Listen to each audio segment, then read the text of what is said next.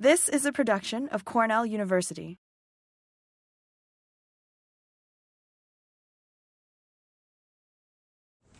Marvin Pritz wanted to be here to do the introduction today, but is otherwise occupied, so you're going to have to deal with a separate fiddle here.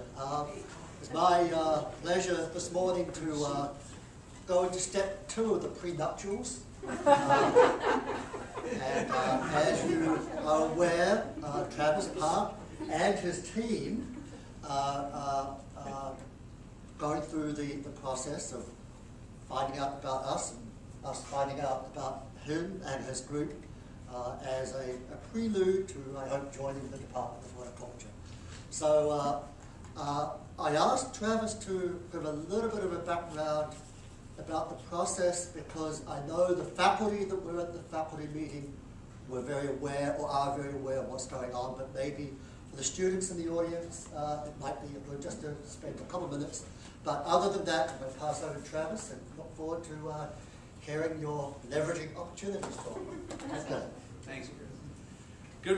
Good afternoon. Forgot it was morning.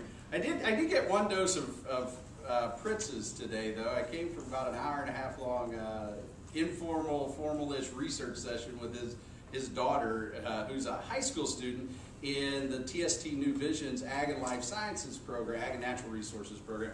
And I'm helping her with a bit of a research project, fortuitous at this stage of my career, to help Margaret's daughter out. So I got to visit with Chris this morning. But just to give a little context, the last Tuesday in October, the college decided or announced that they would be closing the Department of Education here at Cornell. And so the faculty are being reassigned to other units throughout the college. And it's been a very individualistic process. Early on, we visited a couple of us in agricultural education, visited with a couple of faculty here in horticulture, and explored some opportunities. And those conversations snowballed into more serious conversations about maybe the ag ed part of what we did in the Department of Education to contribute to the faculty here in the horticulture department. And so we're in this process. It's been, as I said, an individualized process for all the faculty in our department, depending on which department they go to. Marvin, early on, back in January, had said that if we wanted to join horticulture, probably the best thing that I could do is for my wife and I to host an entire faculty, grad student, undergrad student dinner at our house. So I asked for him to select a couple of dates, and I haven't heard anything back on that. But anyway, that's where we're at. So we're checking out horticulture. We've looked at a couple of different departments, and hopefully we have in ag education collaborations with lots of faculty in different units throughout the university. But you'll see hopefully some reasons why we think horticulture might be a good fit, certainly at this time anyway. So we'll start with the leveraging opportunities, just a bit of who we are. Chris said we've got a whole entourage here, and I don't know that it's my team, just the way the university is structured. They sort of have to follow where I go for a little bit. But Jeff Perry is a newly hired lecturer in agricultural education. Some of you may have known Bill Camp, who was a professor in ag education for about 6 years here at Cornell. He retired, actually his third retirement in life was from Cornell. He was a Army colonel and retired from Virginia Tech and then retired from Cornell. So he's living in Hilton Head, South Carolina. Jeff's here with us now. Heather Davis is an ag literacy specialist, works with the New York Ag in the Classroom program. Shari Lighthall is a teacher professional development specialist, works with about 250 agriculture teachers throughout the state. Juleah Tolosky is a youth development specialist working with the New York State FFA Association, which has slightly under 4,000 members throughout the state. And then we should have a graduate teaching assistant come on board perhaps in the fall or next January. Just a little bit about my background. I'm currently an assistant professor until Friday. And so I think on the borderline of success, I don't know when I can say I've successfully navigated for promotion and tenure, but the university has been gracious enough that on Friday hopefully that becomes effective. I grew up in Indiana, attended Purdue University, majoring in agricultural education for a bachelor's degree and a master's degree. I taught 5.5 years at a small rural high school in northwestern Indiana, and then attended the University of Florida to work on a PhD. And in high school, there's some of the courses that I taught, horticulture, ag communications, leadership, and ag business class. We teach in, if you're not familiar with school-based agricultural education, in high schools and middle schools throughout the country, and approximately 7,500 of those agriculture courses are taught. They mirror at a more basic level kind of the courses that are taught here at the university. And so we teach those kind of introductory courses to our students. And then currently my wife and I, and we've got 3 daughters age 5 to about 15 months, are actively involved out in the Dryden community. Is anyone else at Dryden tonight? Yeah, Tony, how are you? Just to give a bit of background, this is going to be kind of a get to know us presentation, and then kind of see what we're thinking about horticulture, and have an opportunity for some dialogue and discussion at the end. The research I've conducted thus far at Cornell has been very classroom-based, instructional methodology. I had one large grant that will be going next year into its 5th year with the National Research Center for Career and Technical Education. Agricultural education from the federal government policy standpoint is a part of career and technical education. And so we've done some research with literacy, how students read and write, or can be engaged in reading and writing more effectively in the classroom. So very classroom-based. We had an experimental design in 2 states, South Carolina and New York, to examine the impact of literacy strategies in career and technical education. So we trained teachers on a package of literacy strategies, had those teachers implement them in their classroom all year long, and measured the impact on student achievement. Fortunately, the results were positive, and for this next year, we'll be rolling out professional development throughout Oregon, the whole state. We should be working with the Miami-Dade School District, the Arlington, Virginia School District, and we'll be back in Detroit at the Detroit Public Schools. So, to my knowledge, the connection between any of these things and what you do in horticulture, having been in Detroit, there's lots of land available for urban agriculture. And so my last visit there, and talking with we worked with the director of career and technical education, he and I had a side conversation about agriculture programs, urban ag programs in the city of Detroit. Who's visited Detroit recently? Vacate? Yeah. Is anyone from there? There's a lot of open space there, and it's a hotbed, I think, of urban agriculture. Pardon me? There's going to be more. More, yeah. They lost 25% population with the last census, I think. So. When you were, as part of your urban agriculture, are you also doing, does some of the stuff include any landscape horticulture, Travis? Like, you know, I know the guys at turf faculty at Michigan State have been actively working on sort of greening it, but not for food production, because some of that soil isn't actually something that you want to grow in. Right. So, right. but you know, as far as, you know, making a soccer field, or has any of your work touched on things other than in food production? My work has really been on this real classroom-based learning kinds of stuff. That's not why I decided to get a PhD in agricultural education. I love working with youth in and about agriculture.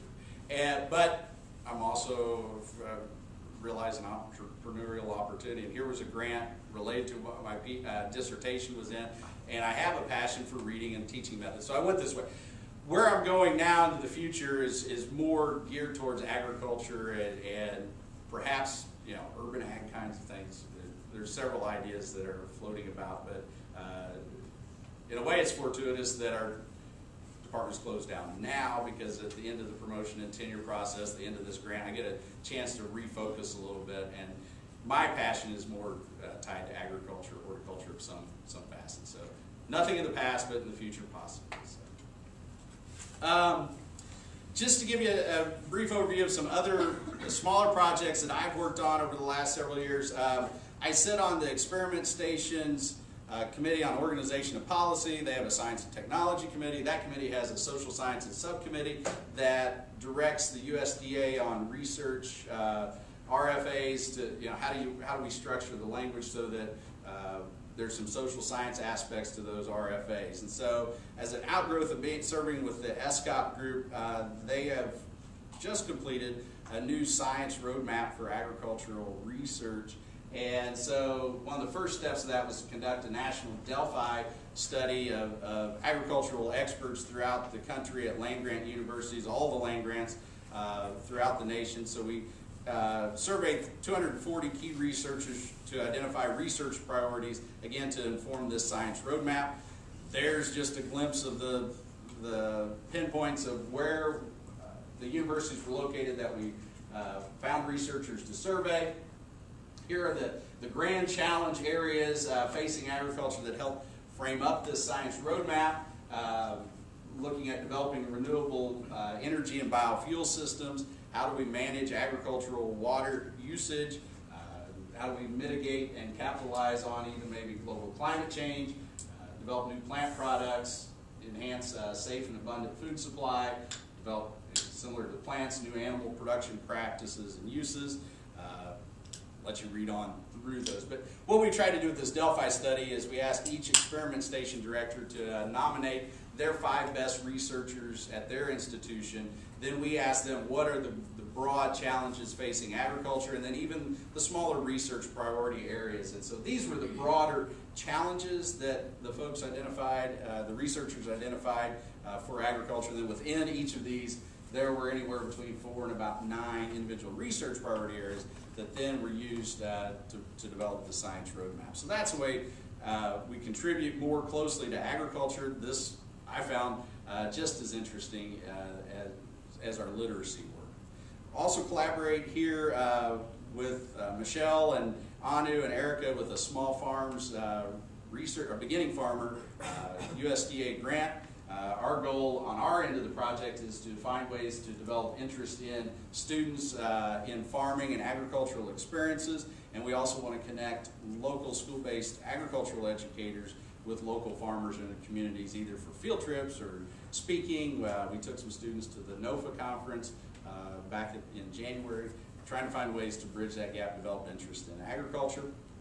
And then Heather's working with, and I a bit, mainly Heather, with Chris on a high tunnels grant, a federal funds formula grant, again to work in schools to establish high tunnel gardens in elementary schools to extend the growing season so that students in elementary schools have a greater window of opportunity to garden and experiment with agriculture right there on the school grounds. And so we've got a couple of schools where we're building high tunnels this year, and then we'll add a couple each year after that. Just as a glimpse, I enjoy working with undergraduates in research. In education, we kind of span different majors, and so this is just an example of a few students who we've worked with. Molly Bliss graduated a couple years ago, an undergrad in AIM, How do Ag Teachers Advise Students for Colleges and Careers, primarily in the field of agriculture. Erin Smith started as, in a similar way as Marvin's daughter with the TST BOCES system, and then we expanded her research project here. She was an undergrad in human ecology, but looking at high school students' perceptions of agriculture in upstate New York. And then Chris Smith is currently a senior in agricultural education, and he's working with us on the High Tunnels grant, looking at why school administrators or teachers would allow Chris to come in and build a high tunnel on their property. Why do they want to engage in gardening or engage their students in gardening and agriculture on the site? So that gives a little bit of an overview of our research. I've asked this team of folks to share a little bit about our teaching, advising, and our outreach opportunities, just to give you a flavor of what we've been doing, and then also maybe that triggers some ideas for what we could do and how we could build collaborative potential moving into the future. So first I'll ask Jeff to share a little bit about our teaching and advising. Thank you. Good afternoon. And I'll let you read the distilled version. I taught high school for 17 years. I really like the suggestion or idea about hardscaping, landscaping, as that was one of my passion areas in teaching through some graduate work at Virginia Tech. I was a landscaper to pay for graduate school. And learned a lot in that direction. And was a Cortland native, was born in Cortland and stayed there about 6 months, moved to Dryden, and then traveled New York State, Massachusetts, and up through my professional life, and am now back in the Homer area where I started out the process. I've been with Travis since the beginning of the semester, worked with New York FarmNet for 3 years, doing business planning across the state in all levels of agriculture as well, but I'm excited to be here. Go to the next one. In terms of, did I run button?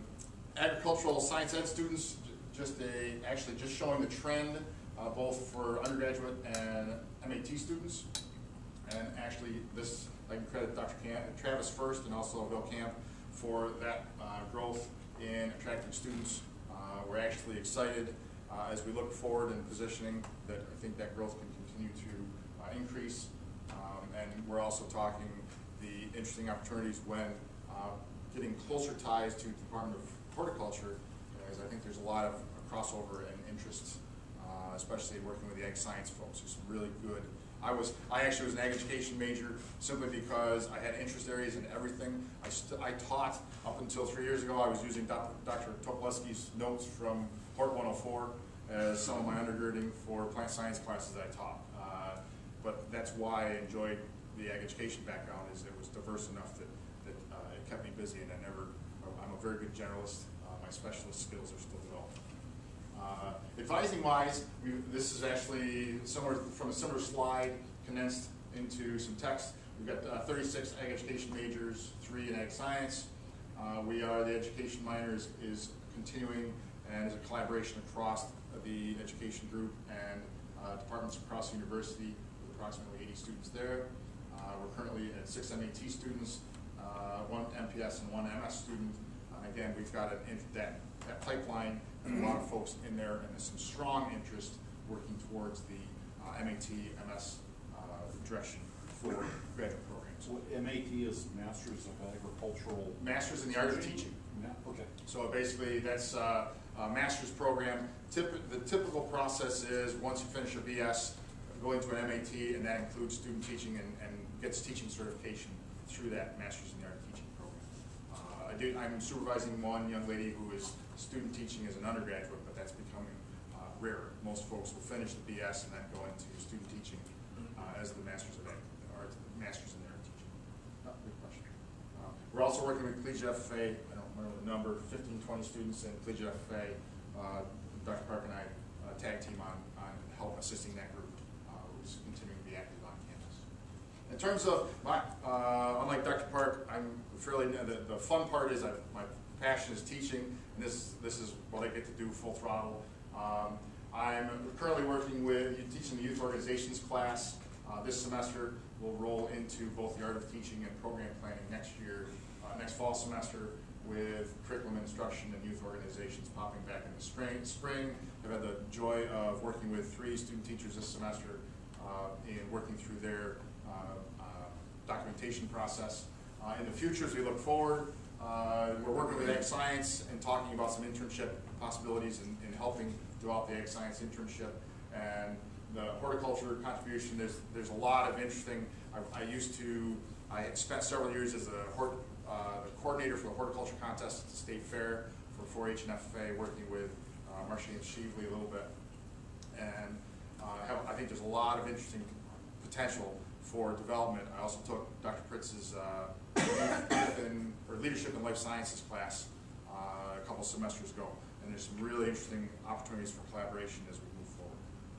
And that's the top part's kind of where we're at now. I actually think there's opportunities for some of that to engage and modify a little bit as we move forward. And with that, I think I turn it over. Yeah, I'll do this one. Okay. So that, yeah. Sorry, can I ask you a quick question? Yeah, please. Right now there's an undergraduate major in agricultural education, and does that still?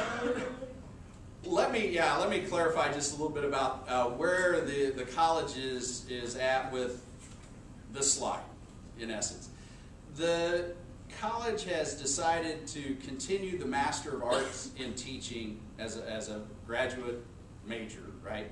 Graduate degree. So students in any major across the university that's related to the sciences can earn a teaching certificate in agriculture, biology, chemistry, physics, or earth science.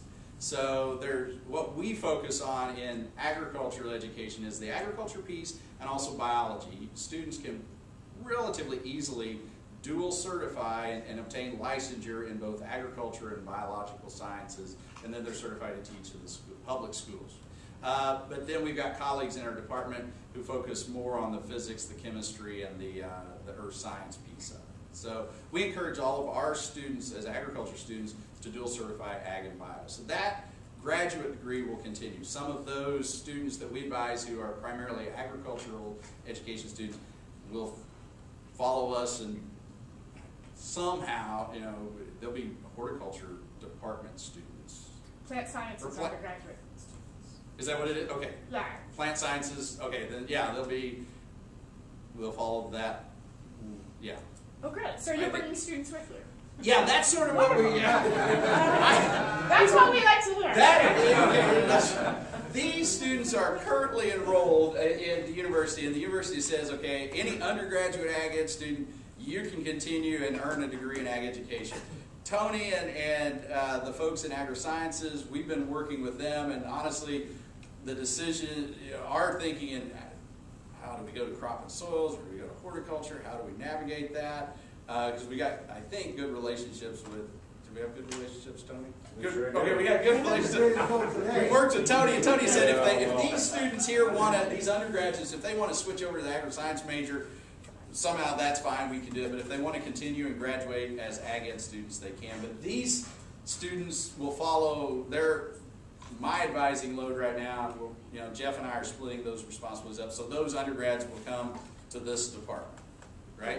Then the education minor across the university, the Arts and Sciences College, other individual departments, even in engineering, value having an undergraduate education minor. So that's not going to go away. The classes we teach contribute to that minor. That minor administratively won't be housed here, to my knowledge. That's still up in the air, but that won't, I don't think, be here. But then, so really, we'll bring some majors, any new ag education undergrad. No one can apply as an undergrad to ag education beginning this current year. Students who want to certify to teach will be funneled into the agri-science major in that education communications concentration. And then Jeff and I are working closely with Tony and finding ways to make sure that they can complete the coursework they need to get ready for teacher certification. And so we lose our academic program in this process as an undergraduate major, but we supplant that with the agri-science major and contributing, you know, we may have students who major in plant sciences, let's say, but say somewhere along the line I want to teach. Well, continue and graduate with a plant sciences major and then roll into the MAT to certify probably in biology and agricultural sciences as well. Okay. The one thing that we have to, we would ask y'all to tolerate us a bit on, to prepare to teach high school agriculture, students need to know about the breadth of agriculture. So they complete courses in pretty much all the, about 6 majors. They have an animal science, an AIM, natural resources, an agronomy type course, and then a horticulture type course. We have a sustainability and an international course, and then 2 other CALS electives. So that's a breadth of coursework. And then in the past, then they create complete a specialization in one of those areas. That's kind of what we do in the agri-science major. Students have a breadth of ag coursework and then concentrate. So some of our students who will be agri-science majors that we'll advise will take an animal science kind of a course. Hopefully that's tolerable in a plant science major. We can probably put it Okay. there. That's the good thing. So these students will fall along the collegiate FFA. That, for whatever that's worth, that's not just an ag education club. We have students from all majors across the college. That'll be out here. We're even working with Tony a bit. Well, it's in my mind. How do we need an agri-science club and a collegiate FFA? Maybe there's some mergering of efforts there as well. But yeah, does that make sense? Yes. It's going to be there's a little bit of awkwardness because we'll continue this teacher certification program. And we're going to, but the agri-science major is multidisciplinary, so those will be our main undergrad advisees. But where appropriate, we can help out other places as well. So Travis, that number of 36 is not going to grow because you're not accepting any new students. No, this number won't grow. This number would be where we would see growth.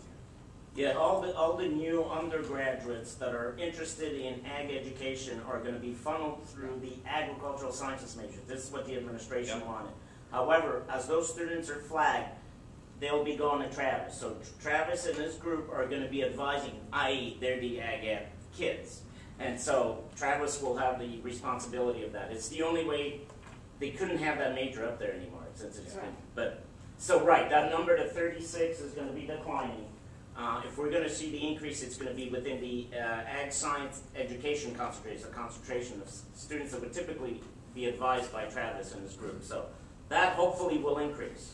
Yeah. Well, and we'll see these students, in many of our courses, we hope, in any case. Okay. The other piece that I don't know, that EDUC course prefix, the administration has said will continue. So these currently are EDUC prefix courses, but that teaching load, I think, gets credited to wherever the department of faculty is housed, right? So, these courses are primarily for ag education majors, but through this reorganization, Jeff and I are working to create a system where we can broaden the offering beyond, youth organizations really tailors towards how do you work with students in FFA and 4-H. But you know what, there's a lot of students on campus who already currently work with Boy Scouts or Girl Scouts or church youth groups or other youth populations, and the ideas that you would have in working with 4-H and FFA from a youth development perspective are the same across those organizations. So Jeff and I are really challenged to think, okay, how can we structure the course where we have kind of maybe a general lecture on Monday or Tuesday rather, and then some specific breakout sections later in the week. So these courses generally, they have the potential probably 30 or 40 students. The Art of Teaching is a fairly large course. It's been capped. We haven't taught this before. We're going to be teaching it for one semester, but it has been capped at about 125 students a semester, and once we take the cap off, it can grow. Curriculum instruction has been primarily a graduate level curriculum instruction. How do you put together a syllabus, course objectives, that kind of thing. Course, it attracts about 30 students. Then student teaching is our internship for the MAT, and it's a 15 credit hour endeavor per student, and we'll have like next year 8 students that will visit 3 times each semester out in the field where they're teaching in the schools. It's just convenient. And we know whatever department where we go, we have to create space, and we have created space in our teaching allotment to think about ways that we can teach a course that contributes to the department. And so that's open for some discussion as people would say, wow, horticulture, it'd be great if we had a course that would help some of our students think about this. We say, yeah, we have some expertise in that. Let's do that. It could help some of our, a lot of students as well. So there's space there. Because we don't want to be this stepchild that's just been kind of quasi-adopted by a department. We really want to be integrated if we can. As much as you'll allow us. Anyway, our outreach programs, we're working with primarily youth, but the citizens of the state to have a basic awareness, appreciation, understanding of agriculture. We call our outreach program Agricultural Outreach and Education. We're funded, I think even this year, by the Department of Ag and Markets at the tune of somewhere in the neighborhood of $335,000 a year. The 3 programs we mentioned are Ag in the Classroom, working with the ag teachers throughout the state and FFA. And then I'm the faculty sponsor, as I mentioned earlier, of the TST BOCES New Vision Agricultural and Environmental Sciences program, which is housed up at Guterman Labs, actually in the basement of Guterman Labs. But they work with faculty. Those students, there's about 12 to 15 a year who are at the upper end academically, in their high schools. They have to apply and be accepted to the program, and then they, as part of their curriculum here, they work with faculty throughout the university, primarily in the College of Ag, but on research projects for this year. And I was just up there this morning. Of the 12 students in Michelle's current class, they introduced themselves, and 5 applied early decision and are coming here to Cornell. There were a couple that are not coming, attending Cornell, and then there were 5 that are waiting on decisions. They'll be out later this week. So it's a nice feeder into for some good students into Cornell. So anyway, I'll turn it over to Juleah to explain the Youth Development Program FFA. Hello, I'll stand sort of to the side because I am quite vertically challenged. My parents did not put any Miracle Grow in my formula when I was young. How many people here are familiar with the FFA? Heard of it or know what it is? Okay, there's actually, that's a pretty good percentage. For those of you who don't know what it is, I'm very excited to tell you about it because I'm quite sure that once you know what it is, you'll be very excited about how horticulture relates to it because it's a really easy way that connects students, high school students, with communities, with schools, and really gets a strong agricultural message out there. So I'm Juleah Tolosky. I am the Youth Program Specialist for Cornell. Specifically, I work as the New York State FFA Executive Secretary. So I work with these 4,000 students and with their teachers to help them have agricultural opportunities and leadership opportunities that will develop them into the most outstanding young people that could go and transform the faces of their communities and of American agriculture. It's a lofty goal, but we do it every year. I'm sorry, Julie, did you say 4,000?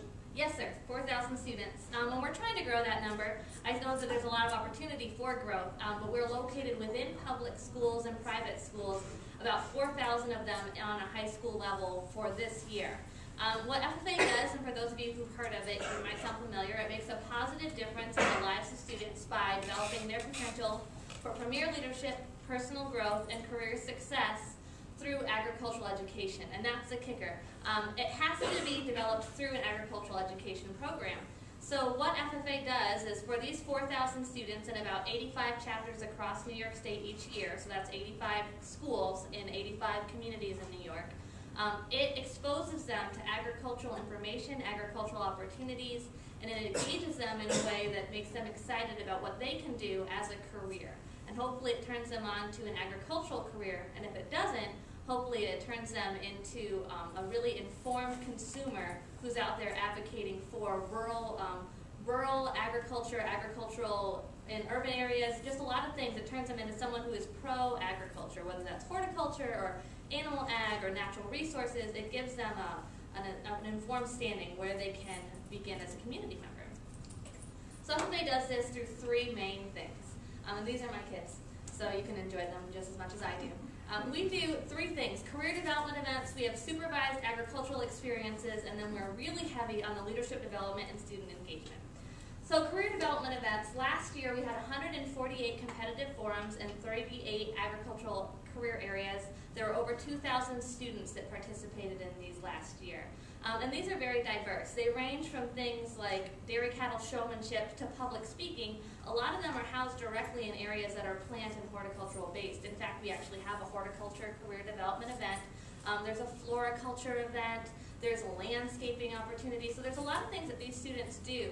And what a CDE is, a career development event, is it's a competitive opportunity for a student in a real world setting for them to experience and find personal success. And once a student has the opportunity to feel personally successful, I'm sure you know, that's when they realize this is what I'm passionate about, this is what I want to do, this is what I want to study in college and go on for a career. And because there's so many different career development areas, we really have a chance to feed students into all areas of the agricultural sector. A lot of those students find success there and end up developing a supervised experience and going on to college in that area. So we're really proud of those CDEs that we offer. The next thing, these supervised agricultural experiences, they are an individualized project that a student develops, and all students are encouraged to have them, and we try to help them to get them started because I'm sure, as you know, not all students who are agriculturally interested are coming from a farming background or coming from mom and dad own a greenhouse. They just become interested in it, and how do we get them to be able to be successful? Well, we recognize them with a lot of awards. In fact, last year we had 6 students who were finalists on a national level for what their agricultural project was. One of them was a floriculture girl. We give them degrees and recognize them for their continued work in an area, which encourages them to keep on in their field and to record hours, to learn competencies, to learn how to describe what it is that they do that's exceptional. We even offer grants to help students start up projects. So sometimes they might be getting a grant for to help them buy their first calf, or they might be getting a grant to be able to purchase some land or to purchase some plugs so that they can start their greenhouse. I had a student last year who was a proficiency winner who had her own high tunnel, and what she did was she had this own, it was like Amy's high tunnel, and she sold all of her own plants and had her own agribusiness. It all started because she was able to get interested in a project through her ag program. So we have 4,000 students, each of them have access to these things. The final thing that we do, leadership development. A lot of students join FFA or agricultural education because in their schools they don't have access to something that really makes them feel valuable, personally successful, and FFA provides that opportunity for students every year. Year-round we offer at least 20,000 hours of leadership development and personal growth for high school students from New York. Whether it's a student who has the opportunity to serve as a state-level officer and travels around this month, spent a lot of time in Albany with students speaking to the Senate Ag Committee, just explaining to them what agricultural education is in their schools, and it gives them the chance to speak with a senator one-on-one. It's a 17-year-old student who walks up and is not afraid to talk to their representative. Or we have 300 student leadership conferences in Syracuse, New York, where these students can come together, get caught on fire for what they can do, setting goals, vision, teamwork, those things that ignite a community and unite a school. We provide that to our students. It gets the students engaged in agricultural education and starts them on a path to success agriculturally. So that's what FFA is in a nutshell. I can talk for a long time about it because I believe in it and I'm a product of it. But unless there are any questions, I'm going to let you guys hear about some of the other excellent things that we do in ag education. Yes? You talked about there's room for expansion. How are you trying to expand FFA into places that aren't? Absolutely. That's a really good question. And the answer is that a lot of people don't understand that what they do in their classrooms is already agriculturally related. We're going down to New York City next week to meet with several schools that have agricultural classes that don't understand that they're agriculture. Shari was on the phone this morning with someone and trying to say, hey, can we come visit you? We'd love to talk to you about getting involved with FFA and agricultural education. They said, oh, we don't have agriculture. We only have a greenhouse. But that's a big perception. People don't understand that there's agriculture in their schools. They don't understand. I've visited schools that have animals and they do exotic animals as part of what they do, and they don't understand that that's related to agriculture. So that's one way. Another way is by helping to be able to have more students in those schools have access to agricultural education within the school. So getting a stronger presence, and we worked with the Rural School Association to have our students in front of those administrators so they realize just how high quality those FFA members are and recognize we want all of our students to have access to this. So it's a lofty goal, but I really think that it's one that's quite attainable, especially if we partner with groups like yours that has access to teachers in schools that maybe we've never been able to partner with before. Any other questions? All right, I'll bring up my sort of other half, I guess my other third. And I can follow her when she speaks in there. I don't like doing that. My name's Heather Davis. I'm the coordinator for the New York Ag in the Classroom program. How many of you have heard of Ag in the Classroom? Wonderful, makes me so happy. I've done quite a bit of work with Marcia and Juleah over here, especially on our Kids Growing Food program, so I'm very excited about this partnership and the possibilities that it presents. Just a brief introduction about me. I'm considered an agricultural literacy specialist. I guess that's my big fancy title, but I call myself just the coordinator for New York Ag in the Classroom. I'm approaching 3 years as the coordinator. I came on board right after I finished my master's in agriculture and biology education. Travis was my advisor. And I've got my BS in dairy management at the University of New Hampshire. I'm a Massachusetts and New Hampshire girl, so I hope there's some Red Sox fans out here.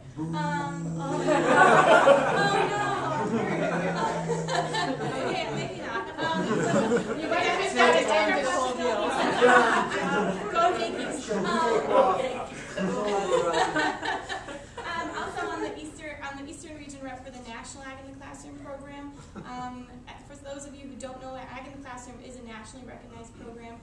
We are housed in NEFA at the USDA, and pretty much every state does have an Ag in the Classroom program. Sometimes it's held in Farm Bureau, sometimes it's held in their land-grant universities. So there's a few of us that are in the land grants. We consider ourselves rare, but we love it here. So I also plan to start my PhD in the fall. Still working on the aspects of that, but I'm excited to begin that. Oops, Shari, I'm advancing too, you gotta jump up. For the New York Ag in the Classroom program, our main mission is to foster an awareness, appreciation, and understanding of the food and fiber system, pretty much in everyone.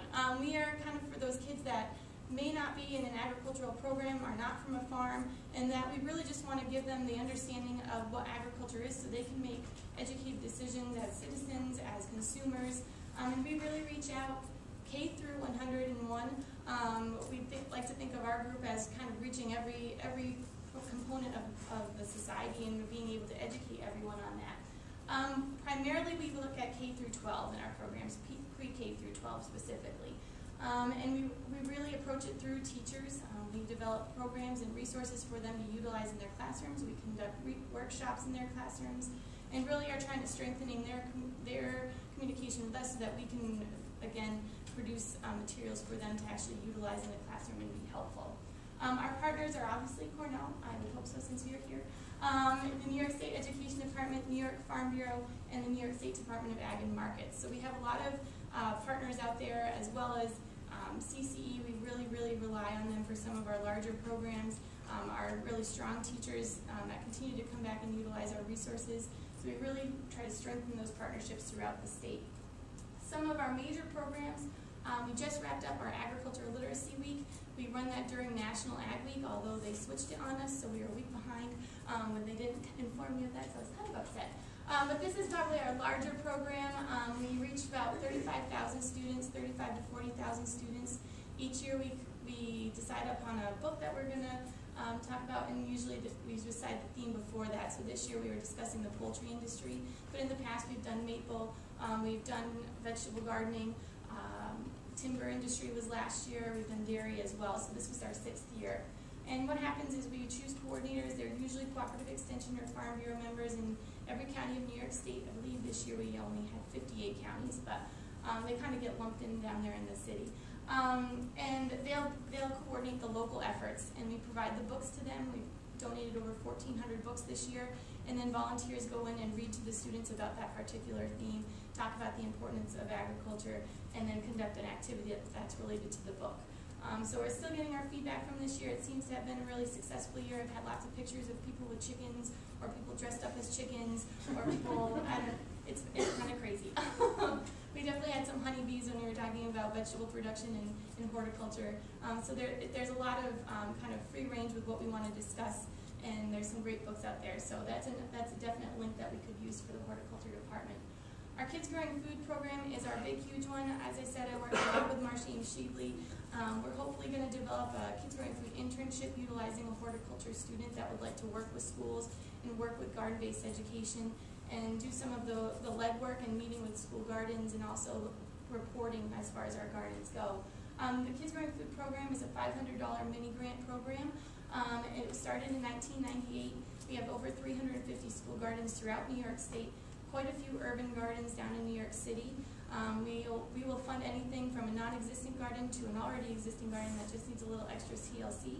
So we have a lot of hydroponic gardens, classic gardens in the back schoolyard, as well as grow labs and that type of thing. So we're really interested in funding anything that's going to get students connected with agriculture, horticulture, and understanding where their food comes from.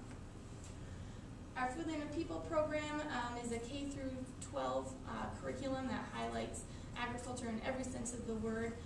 We do free workshops for educators throughout the state, and we'll do a 6-hour workshop and try to integrate all the aspects of ag in the classroom and ag education into that workshop while utilizing the curriculum as a great resource for teachers.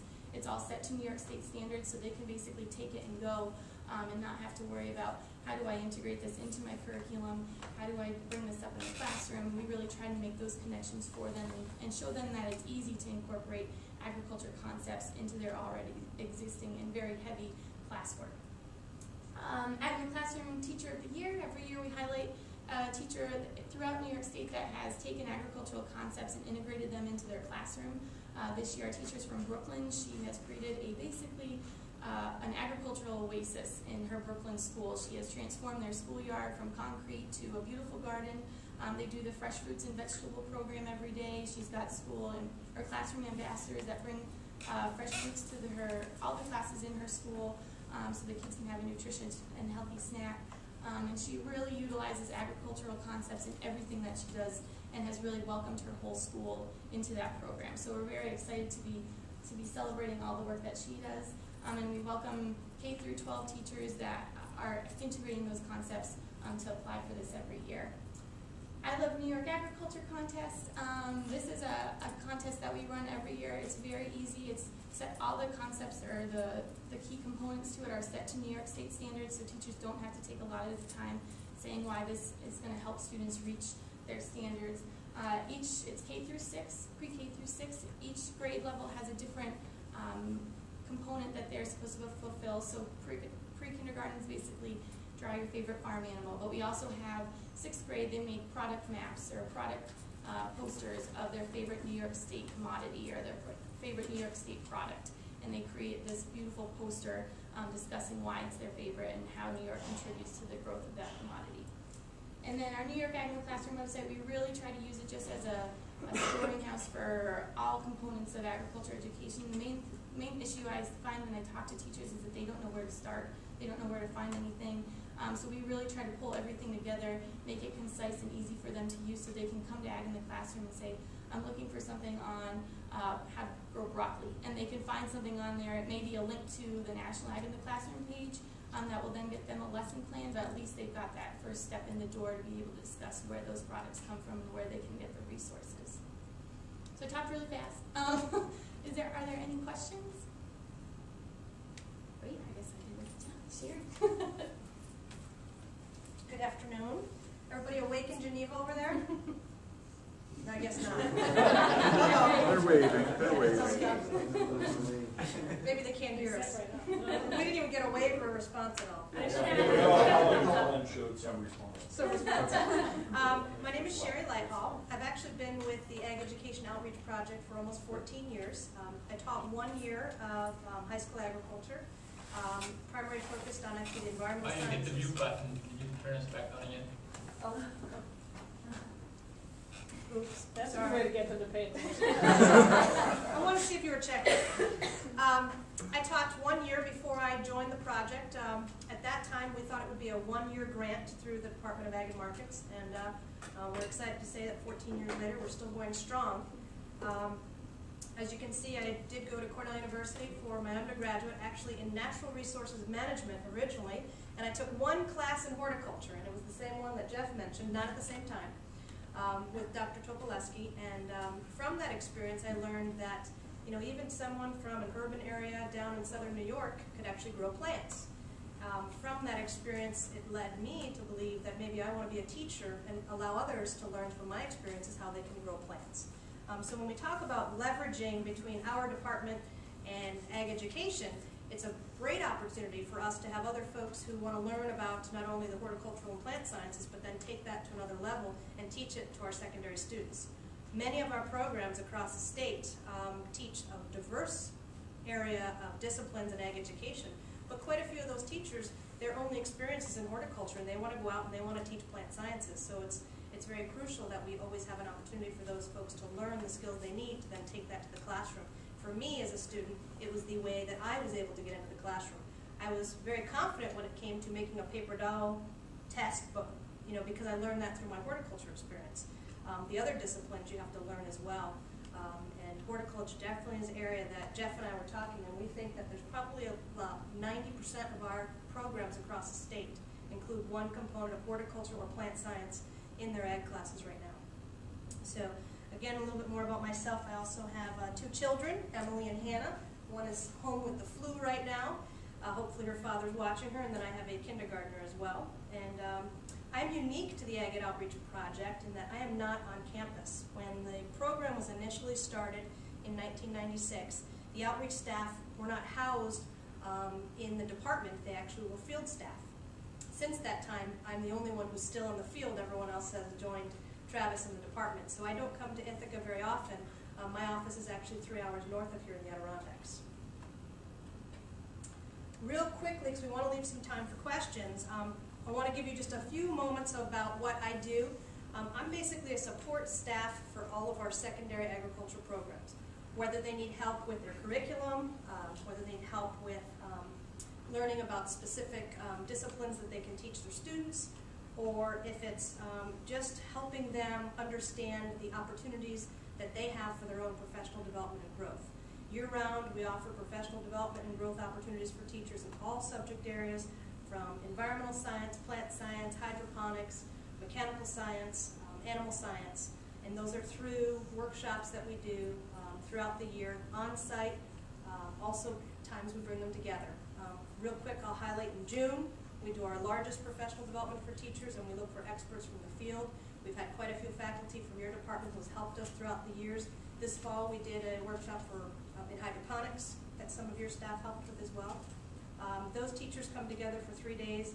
They receive resources and materials for their classroom, as well as the opportunity to collaborate with one another, just to learn to grow and learn how they too can be better educators. Currently, we serve over 250 teachers in everywhere from Long Island to Buffalo.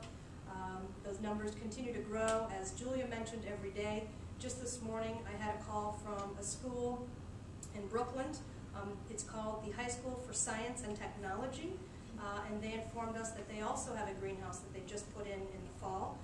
They have 987 students, K through 12, who all take a class in plant science. They didn't know that support existed for them, and once again, we found another program in an urban setting who is growing food for their community. They're actually selling that food to D'Agostino markets in the area.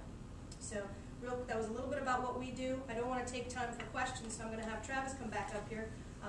If there's anything that we can do to answer additional questions, I know we have some pamphlets in the back also about some of the offerings of our programs. Thank you, Shari. Just quickly, this is an example, and you can look at the slides of other organizations that we belong to, the Ag Education, the Teachers have an association. There's a New York Ag Ed Leadership Council that provides direction for our programs, but 4-H folks sit on that council, as well as the deans of the schools of agriculture at all the SUNY institutions, including here at Cornell, and that's kind of coordinated through our work. I've served on the Cal Social Sciences Honor Committee, Undergraduate Honors Committee. I mentioned ESCOP. NACTA is the North American Colleges and Teachers of Agriculture. And then the last three are Ag Ed organizations. The last is the Association for Leadership Education, which is kind of an ag-based leadership development professional organization. Just to give you some impacts on CALS of the group effort here. CALS has had an interest in increasing the students who have ag experiences in their background, 4-H, FFA, and farm experiences. This is a slide that Ann Lefebvre and I put together for an APLU conference this summer, and you can see this, the number of students who with 4 FFA in their background who applied to Cornell, who were offered admissions, and then who ultimately matriculated.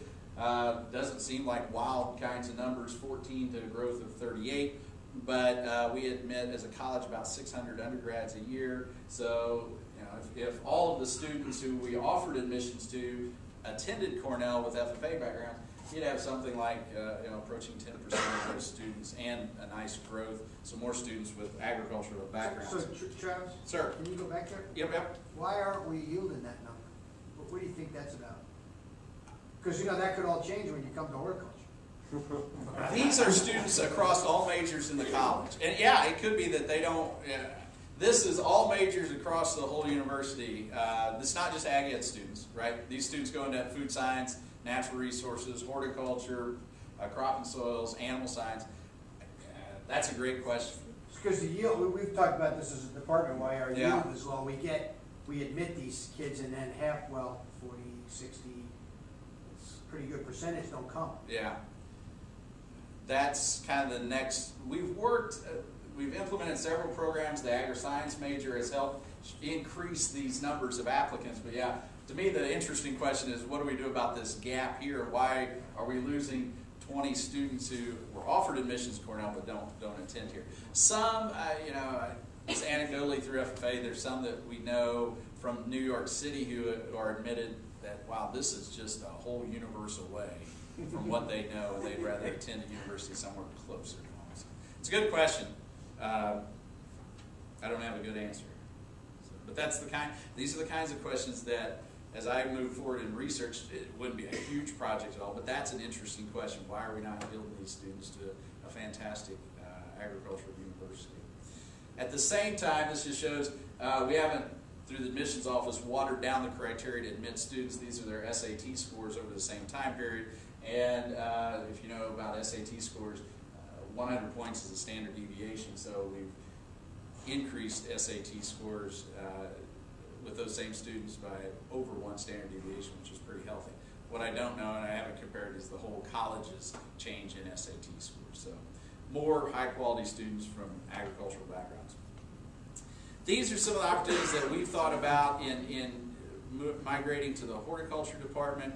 Ongoing research like we have probably stepped up with high tunnels, the garden-based learning program, the beginning farmer program. As Shari mentioned, a lot of our high school teachers do have greenhouses on site, so how can we help our students learn to manage those greenhouses, both for production but also for experimentation, to give students high-quality educational experiences.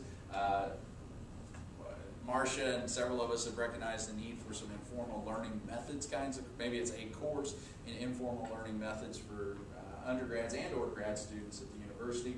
We're working with Tony in the multidisciplinary agri-science major with the internship and then also a capstone course. We want to continue the graduate level curriculum instruction course. A couple of your faculty mentioned that y'all have a lab that is a teaching lab, and maybe collaboratively we could find some ways to maybe have some renovation and use that more effectively to more students. And as you can see through the discussions with our outreach programs, we're interested in youth leadership development, and the college says we develop leaders across the college, but there's a few courses around, but maybe we could enhance that throughout the university, or through the college at least. Why horticulture? I had discussions with 2 other department chairs, and they were gracious, they were wonderful, had several discussions with other faculty, and this is sort of one of those awkward dating kinds of job search, prenuptial arrangement. At the end of the day, horticulture has some interest certainly in yield and agriculture production, but also the influence of people in that equation, and that creates some, in my mind, some intellectual space for educating people about agriculture. We've felt and observed a focus on teaching and interest in leadership, which matches some of our interests, that we already have some common outreach activities going on. It seems to be a mutual interest in engagement of the public with agricultural endeavors, and especially youth. And then we're excited. Our agriculture teachers really straddle the fence between being, they are classroom teachers, our students, but they also need to be agricultural professionals and contribute to the agricultural industry. And so being in a disciplinary unit like horticulture, I think, offers us opportunities to enhance our students' knowledge about different facets of agriculture. So with that, we're, I think, beyond time, and I apologize for that. Any questions that we can answer? Why don't we start Anything with for Geneva? Okay, you all didn't move fast enough. Come on, tell us. Doesn't appear to be anything. Okay. Travis, that FFA data you get, do those kids self-identify when they apply? Or They do you sort of know them? self-identify. They identify on their application. And then just a thing I don't know how much faculty know, but as you work, it's a great thing. Dean Henry instituted a fee waiver of the application fee to Cornell for students with 4-H, FFA, or farm backgrounds. And we've publicized that through the Ag in the Classroom Network and the FFA Network. CES has to an extent, but I don't think they broadcast that widely. But just it's a $70 waiver. But just eliminating that barrier, there's more students who've applied here to Cornell just because we've removed that one simple barrier of $70. And some kids will take a chance on Cornell, and all of a sudden, wow, they are admissible, and so they come here and succeed. Also, we exhibit at the National FFA Convention in Indianapolis in October, which draws 50,000 high school students, and lots of universities give out trinkets and pennants and pins. we give out the fee waivers to those students. Interestingly enough, again, we've got students around the university who are here from out of state who came just because, wow, they heard at Cornell, heard it was a great university, explored with us a little bit, made it free to apply, and they're doing great here, and stars of the university. So that's, I think, one of the ways we're valuable to the whole college is a network. And I hear it through my associations with the USDA and SCOP, identifying and helping to nurture youth interested in agricultural studies and agricultural sciences. And the programs we have are a direct conduit, one, not the only one, but a nice conduit to those students. And so we hope to leverage those potentials more in the future.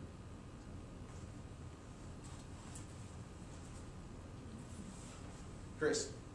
Perhaps a comment.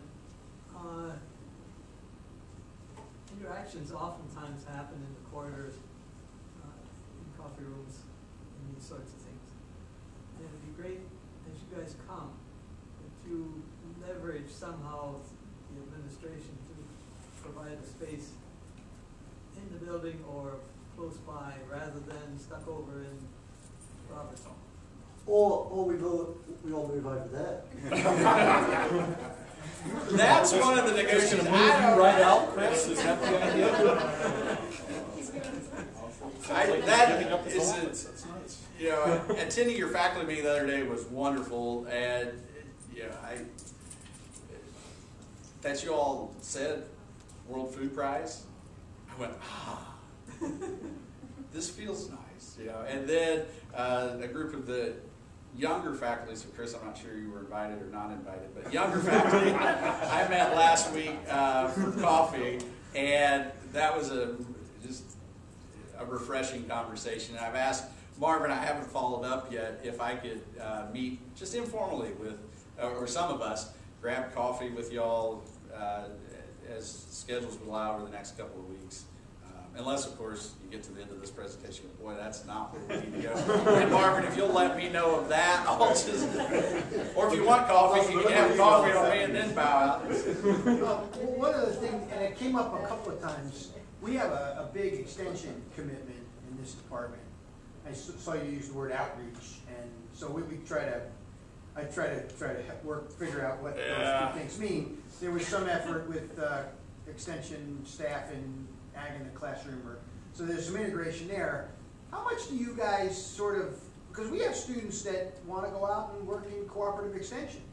Do you offer anything for those sort of that might go on into adult education, or even maybe sprucing us, some of us old dogs that might need some new tricks in adult education?